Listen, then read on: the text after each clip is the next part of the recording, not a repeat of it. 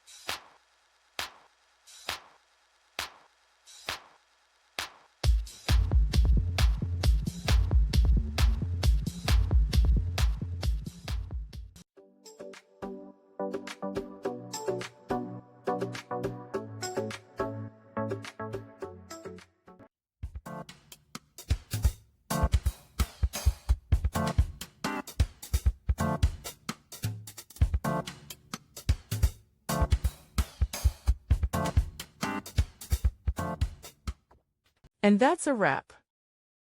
I hope you found the answer you were looking for. If you did, take a second to hit that subscribe button. It really helps out. And let me know in the comments which solution worked best for you. See you next time in the debug zone.